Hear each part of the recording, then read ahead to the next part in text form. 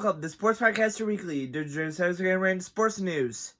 So, if you're well aware, Bengals first round pick Shamari Stewart has been holding off on signing his rookie contract because there's a couple of things in there that he doesn't like in the rookie deal, which is if he doesn't perform in those 4 years.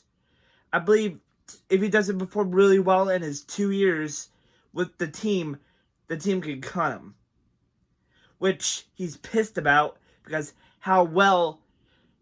he was one of the best players in the draft defensively, because basically people were comparing him to Myles Garrett. He basically is the next Myles Garrett because basically he has a similar build to him. He has a similar body structure, and he's freaking fast on the defensive end. And now he's saying, hey, I don't want this and this and this in my contract. If you don't get these out of my rookie contract, I'm not signing with the team. He's been holding out because he doesn't want those. And importantly, from CBS Sports, ESPN, and Adam Schefter, he's been basically going to Texas A&M, where he went to college, and he's practicing with the team. And here's a loophole that people may not know about. If a first-round pick doesn't, get signed, he can either go into the 2026 NFL draft, next year's NFL draft, and play still in college for an extra season.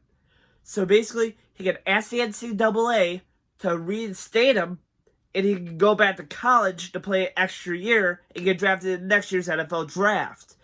Maybe even a little bit higher.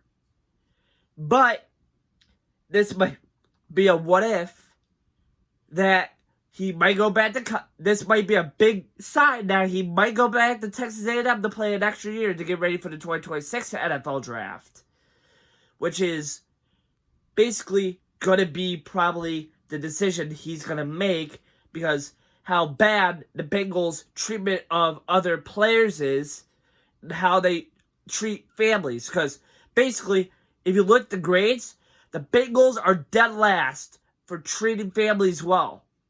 Because guess what? They've been, not making families welcome into their organization really well. But Shamar Stewart, they're trying to make him sign this contract with this clause. He doesn't want that clause. And I hope the Bengals and Shamar Stewart can work in an agreement that can benefit them both. Like, basically, he doesn't want that clause. Don't make him have that clause. Just make a deal that if he performs really well in those 1 to 2 years with the team, that he can probably earn an extension to the rookie contract. That's how things work in the NFL. If you do pretty well the 1 to 2 years in your rookie contract, you might get an extension. Or 3. If you do pretty good in your 1 to 3 years in that rookie contract, you may get an extension. Or 1 to 2 years, if you do really, really well, you might get an extension as well. But this is what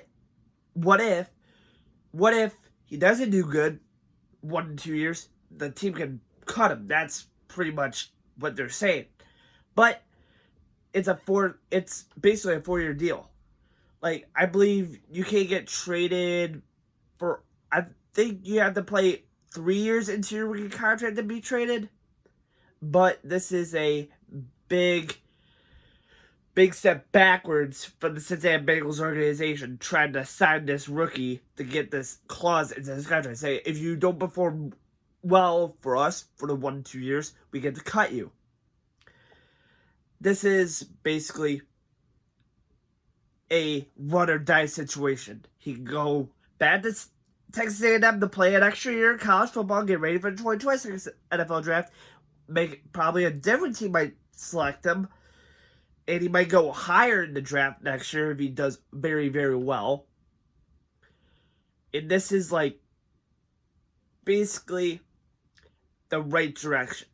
So I say he goes for the extra year and gets drafted in the 2026 NFL draft because the Cincinnati Bengals are not doing anything to make him want to sign with the Bengals. This is absolute blasphemy from the Bengals organization, how they treat other players and their family members. Like, they were dead last in that grade. Like, why do you treat families bad?